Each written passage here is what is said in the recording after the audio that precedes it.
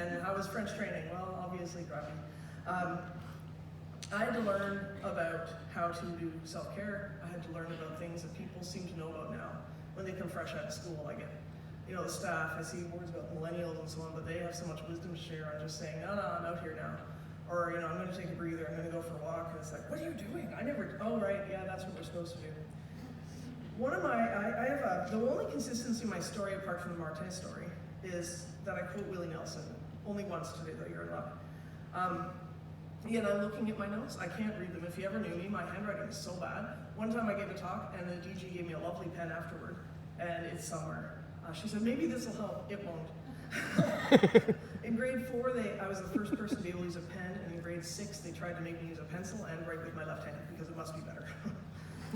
I had to learn some new vocabulary. One is resilience, and I really like your comments about resilience, because I don't like when I hear resilience is about not letting things get to you, because I can tell you, if you don't let things get to you in the work we do, when we actually are doing stuff for Canadians that we care about, work we care about, management we like, our staff that we care about, then you're also on your road to burnout. I hate to tell you that. You do care, and you're going to care. The deal is coming back from that, and not letting it get to the point, as I say, don't be a Jen, don't be falling asleep on your kitchen counter because a tab snaps off the cat food can. Willie Nelson time. Productivity is one of my favorite buzzwords in government, because productive means that we got 6 briefing notes done, or as I'm told, how much money did you get at the door? None of it, probably. But we have 60% of the money we're supposed to get out right now. Perfect, you're very productive this week. Awesome, great. When I went off on leave, I sat at home staring. I couldn't read, I couldn't talk to people because I was always so awful and negative. I thought no one wants to hear from me. I cried a lot, and I'd sit and stare and sit and stare. And I said to the doctor that I found, this wonderful, wonderful doctor who I still see now, I don't know how, I'm not being productive, I feel so useless, it's stupid, I'm just lazy. And he challenged me to find a new way to think about productivity. And it's something that I translate into work now. And yes, I do quote Willie Nelson at work. I have a theory in life that country music, we have a song for every situation. That there's a country music song for everything we go through. I was kind of, I'll tell you that one later. But, if you want to have a cheeseburger tonight, there's a country song for that. There's a country song for literally everything that you want to do. So this is mine for productivity, and I'll read it to you instead of sing it. Because I'll sing later, and you'll already hate me then, but it'll be at the end, so it's okay. Productivity, according to the song called Still Moving, and some of you might know it. If you don't, well, you might want to listen to it. It's by Willie Nelson. It's an old song, and he was banned from the radio for being too depressing, but in reality he was just writing about life. And his words are very poetic, and this one in particular, these are the lyrics. I can swim like a fish in the sea all the time, and if that's what it takes to be free, I don't mind. Still moving. It's hard to explain how I feel. I can't put it in words, but I know that it's real. I can be moving, or I can be still and still moving. And what that means to me is that I can be sitting on my couch staring, or I can go and sit in the collaboration area at work and, as an introvert, put in my headphones and take out a book and stare at it without even reading it if I wish. I can lie on my couch at home and stare in the darkness, which I do often. Although I have 2 preteens in there now, so that doesn't last long, but I try. And I actually am more productive than tomorrow in the traditional sense of public service. If I need a day, I'll tell my boss, that poor man, I'll get into that in a second. He's a saint. He knows that if I write in and I say I can't come in today, I don't apologize, I don't explain it, I don't say I'm having a bad day, I can't get out of bed, I can't put my bra on, and that's not something I'm going to do today. He knows that what that means is I'm okay and I'm at home, I just need to rest, and tomorrow I'm going to come in like gangbusters and be awesome, and I can talk about G's and C's until everybody gets sick. It also means that sometimes I need to ask for help, and I can sit back and let someone else help. This is something I learned at home by getting up in the morning one day. And I texted 4 neighbors. I live in a very close condo neighborhood, and at the time, and I was very lucky to live there because everybody helped. One neighbor, in fact, one time walked in to make sure I was still alive because my phone had died and I finally was sleeping. It wasn't weird at all. But I texted 4 of them and I said, look, I haven't slept in 2 nights. I had another nightmare about OC Transpo and somebody chasing me, but my bus won't connect, so he's actually going to make it there and chase me and get me while I'm waiting for my connection. But I need cat food. So if someone's going by the PetSmart or the Pet Center or somewhere today, just drop me off and I'll find my way home. And I got 3 texts back within a few minutes, and I had my doorbell ring, and I went, and there was one of my neighbors, and in her pajamas, and she goes, "Let's go." And I said, no. I said, no, I don't want to put anybody out. I will wait until somebody's going. And she said, "Jen," she goes, I tear up a bit this time. I tear up a lot, but have a nervous breakdown in the office. You don't really care anymore. And she said, "We all want to help, we just don't know how." And it's something that resonates with me now. And it's something I've taught other people now, including my staff, but also friends and family, how to say, I need to help. Because while I grew up in a small town and we help everybody, and I love helping people, but we forget that other people want to help us too. And in the workplace, that translates into this. You know what, guys? I can't make it to 2 meetings at once. I'm going to be here at the manager's thing today. I need someone else to take the budget stuff. And someone else always steps up because you know what? Your staff want to help and they want to be recognized and they want to try on new stuff. And it's kind of nice to sit back and watch them go. I was never, I parented cats, so they don't leave home ever. Ever. So it's kind of neat to be at work watching my staff do that and be able to see Martin, who's in his late 40s, rocking it now and trying new things, and seeing these other folks on my team who feel like they can because I let them do their thing and then they come to me when they need me. We also have other help, and in public service we do, and we have benefits to public service, which we're very lucky. And I highly recommend people take advantage of them as we can. I was on LTD at 38 years old. Nothing's quite as embarrassing as that, except that I now can stand here and talk to you about it, and talk to my staff about it, and ask them how they're doing it, and wait for the answer and actually listen to them and care about it. We have EAP, which may or may not be a good fit. I'll be honest, sometimes it's great, depending on if the person you find. But we also have a lot of psychologists and psychiatrists and other types of services out there. At CERNA and ISK, we have an elder, actually, a program where you can actually go and talk to an elder in the Kumik and get advice or have a conversation or just sit in quiet and breathe. And it's quite healing for a lot of people. And I know it's open to the public, so if people were wanting to come and try that out too, it's possible. It's always interesting when I see a note that I wrote to myself that has exclamation points, and I don't know what it says. It's probably really important. So, in 2016, I returned to work, and I was terrified. I had a new boss, poor Frank. I walked in, and he didn't know me, and I didn't know him, and I sat down, and I was all ready with my list of accommodations, and I wanted to go home on time, and go and have medical appointments, and be okay with that, and I wanted to have lunch by myself, please. And he's stood there looking at me. And he says, "Is that it?" And I said, "What else is there?" He said, "Jen, you're in Workplace 2.0. Like, you could have had a wall." I'm like, oh well, back to listening to everybody. But there were some lessons too for him when I got transitioned back. And this is something as managers you may have to face. You will eventually if you move up into more senior roles.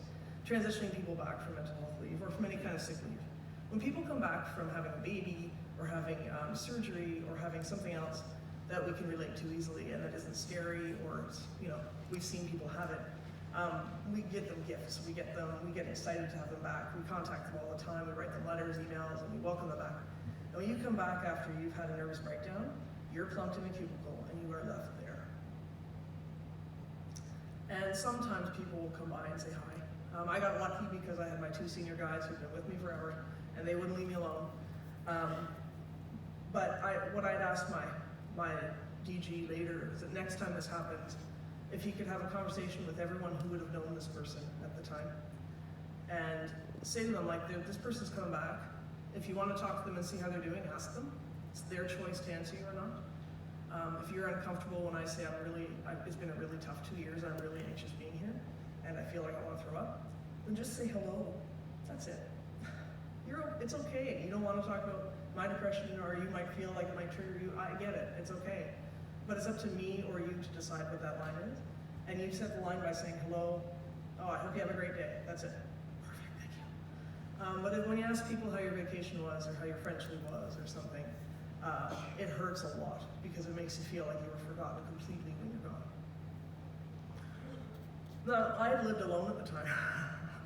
And one of my guys, Jafang, he had texted me and he said, "So how was your first day?" And I texted back and I said, "There were people everywhere." Everywhere. For 2 years, it's been so nice and quiet. And now they're in the bathroom, in the kitchen, they're in the hallway, they're in the stairwell. I can't find anywhere quiet. I go into a stall, somebody tries to talk to me through it. There's no quiet space. And he laughed at me, he thought that was funny. And a week later, I got my second day at work, and he said, "You know, Jen," said, "I was thinking about what you were saying, and I was in the bathroom, and I thought, that's a strange thing to say, and then somebody farted for the Queen." And I thought, yeah, there's a lot of people here. And it's triggers like that and little things like that you may not, it is normal for us now, right? But it's not normal for people coming back, especially when they've been off for any kind of issue that may have had them isolated. Boundaries are fun. So I got lucky in a way. My DG, who's my supervisor, he gets it. I had a full-on panic attack. It was like a test, I think my brain did. It's full-on like spin, and I was just sick as a dog in his office. And he just kept offering me a break and water and nothing else. That was fine. And then he let me go back to my desk and work. But boundaries are really, I teach them to my staff because one of my big problems is, although not now, I gave my card to my parents and I think my iPhone from work is in it. So it's somewhere 8 hours north of here. I have my personal Samsung. But, so boundaries are tough because we have those phones on us all the time and they're supposed to make it easier to work, but in fact often it makes it way more stressful and harder to say, "I didn't get your email, sorry." But I ensure that my staff know if I do email them on a weekend or in the evening, that it is something for tomorrow or next week or something else.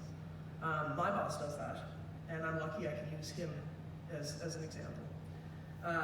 When they're sick, my staff, I'm sick, and then they're emailing from home account about some contribution agreement with somebody.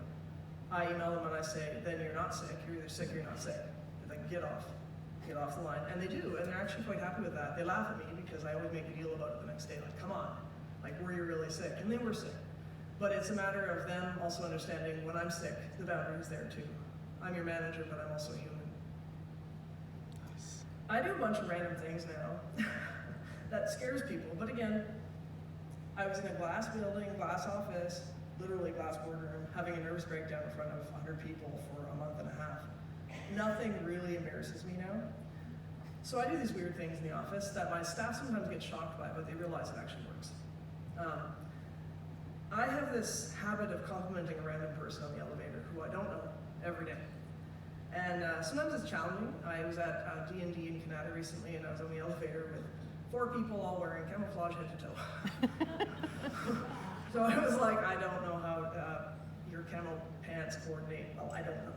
But you can always find something, whether it's just, "Man, you have nice hair today." Well, again, that was a challenge there. But, in this case, I was sitting in my chair and I was thinking, you just have a lovely, genuine smile. And that makes me think that I could trust you. And that's, you say things to people and sometimes they look at you like you're nuts. And in Ottawa, like, don't say it at the bus stop because they always look at you like you're trying to rob them. "Oh, I like your purse." Every time. But you can do that at work fairly safely.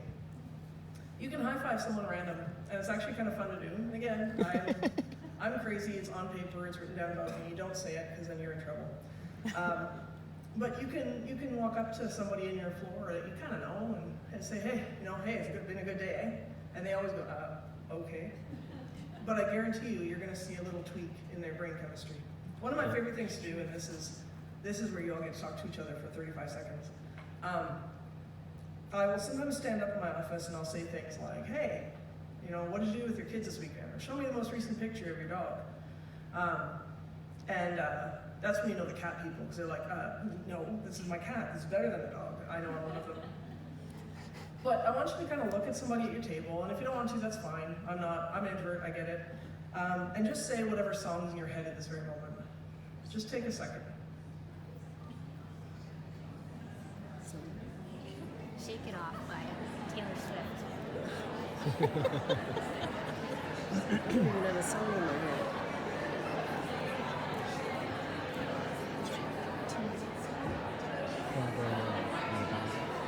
I don't know.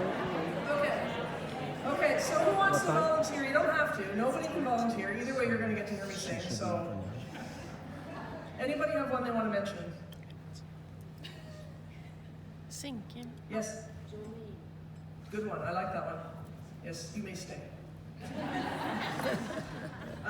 What's in my head is because I recently told my husband I'd heard this joke as a child, and it's still in my head, and he actually laughed, thankfully, because when I was 9, it was really funny. It was a comedian on CBC talking about how a lot of Canadian artists from the 70s, kind of all their songs sound the same. And he said, like, I know when my mother's been listening to Gordon Lightfoot when I get home from school, because it would be like this. How was your day, honey? Did you lose your lunch money? I hope you don't have any homework. Oh my God. So that is in my head, and now it's in yours. And just a couple extra little things before I let you not listen to me anymore. As managers, our role is to have that trust. And as you probably know, having been managed and being managed now, if you mess that up because you just don't pay attention to the signs, or you don't take time to learn or ask for help on how to communicate with someone, you might have mental health first aid. It does not mean you're the right person to walk into that room. Had my manager walked in that room that day, I would have said, I'm fine, get out of here, I'll be okay. Not saying I walked in and I said, okay, I'm gonna go to the doctor right now. And it's okay. You don't build trust and loyalty by having somebody work for you, you make them employed. You build trust and loyalty by being you, by recognizing their leadership skills too, by making them see that you're slightly vulnerable and that you do have those moments of I'm human too. That you don't expect them to apologize when they're not at work or when they have to run out early for whatever reason. And that they don't ever have to tell you they're taking a mental health day as a sick day because it's a sick day. That's how you build loyalty and trust, and that's how you get better at being a leader, and that's how you get to be a really good manager that people like. I never end well, I just kind of end. So.